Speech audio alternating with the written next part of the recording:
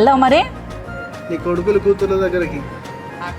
భార్య ఉందా? భార్య, పిల్లలు పిల్లలు లేదా? మరి ఎవరున్నారు నీకు? ఒక్కరివేనా? ఇవాళ అమ్మది పుట్టినరోజు. అమ్మది పుట్టినరోజు శుభాకాంక్షలు చెప్పు.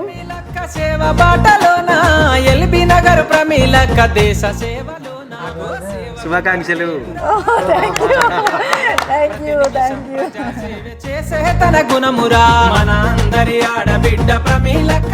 నీకు కొత్త బట్టలు తెచ్చింది అమ్మ. మంచిగా గుండు కొట్టించి స్నానం చేయించి నీకు మంచిగా కొత్త బట్టలు వేసి నీ ఆశీర్వాదం కావాలని వచ్చింది.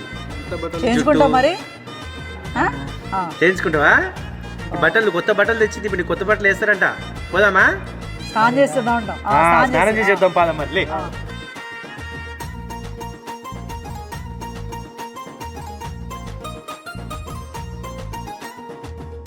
ఇక్కడున్న ప్రతి ఒక్కరిని పేరు పేరున దీవించి ఆశీర్వదించి ప్రభుత్వాన్ని మరి నేను ఈ కార్యక్రమం చేయడానికి ప్రభుత్వాన్ని నాకు ఇచ్చిన సమయాన్ని బట్టి, నాకు ఇచ్చిన ధన్యతను బట్టి ప్రభుత్వాన్ని కృతజ్ఞతాస్తుతులు చెల్లించుకుంటున్నాను ప్రభుత్వాన్ని. బిడ్డకి మరి తాతగారికి కూడా మంచి ఆరోగ్యం దయచేయండి ప్రభుత్వాన్ని. మరి ప్రభుత్వాన్ని ఎటువంటి బలహీనత ఆవరించి ఉన్నదో మాకు తెలియదు ప్రభుత్వాన్ని. ప్రతి బలహీనతను యేసు నామంలో విడిపించబడునుగా కానీ ప్రార్థిస్తున్నాం తండ్రి. నీవే తల నుంచి కాలు పాదం వరకు ముట్టి స్వస్థపరిచి ప్రభుత్వాన్ని. ఈ కార్యక్రమం ప్రభావ పునరుద్ధరణ నుంచి ప్రభుత్వాన్ని ముగింపు వరకు కూడా ప్రభుత్వాన్ని మీ హస్తములకు అప్పచెప్పుతూ ప్రభుత్వాన్ని నానాటికి అభివృద్ధి పరచినట్లు ప్రభుత్వాన్ని ఈ కార్యక్రమానికి అనేక మంది ప్రభుత్వాన్ని గొప్పవారు రావడానికి సహాయం దయచిన ప్రభుత్వాన్ని.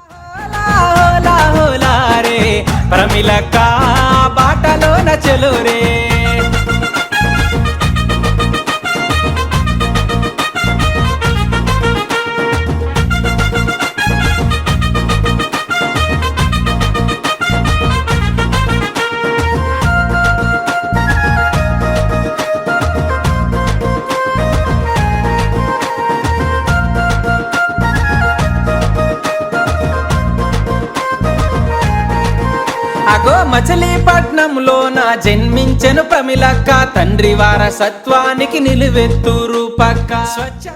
సో అందరికీ నమస్తే. నేను మీ గట్టుగిరి మాతృదేవో భవ అనాథాశ్రమం. సో మీ అందరికీ తెలుసు కదా, మా సిస్టర్ ఎవరైతే ఉన్నారో ప్రమీల గారు ఎంతోమంది ఆడవాళ్ళకి ఆడపిల్లలకి ఒక ఆదర్శంగా ఉన్నటువంటి మా సిస్టర్ పుట్టినరోజు సందర్భంగా ఈరోజు మరి ఒక పునర్జన్మ కార్యక్రమాన్ని అయితే ఎంచుకున్నాము. సో ఈరోజు మా సిస్టర్ పుట్టినరోజు సందర్భంగా మరి ఇంట్లో ఎంతో ఘనంగా లేదా పెద్ద పెద్ద రెస్టారెంట్లలో ఘనంగా చేసుకునే అవకాశం ఉన్నప్పటికీ కూడా అలా ఆలోచించకుండా ఈరోజు ఇక్కడ మాతృదేవోభవ ఆశ్రమంలో జరిపించాలని ఒక సంకల్పంతో ఇక్కడికి వచ్చి మరి నా పుట్టినరోజు సందర్భంగా నేనే సంతోషంగా ఉంటే సరిపోదు కదా. మరి ఇక్కడ కనిపిస్తున్నటువంటి ఈ యొక్క తాతయ్యని ఒక్కసారి మీరు గుర్తుపట్టండి. ఇంతకుముందు ఒక 2 నిమిషాల క్రితం ఎలా ఉన్నాడు, ఇప్పుడు ఎలా ఉన్నాడు.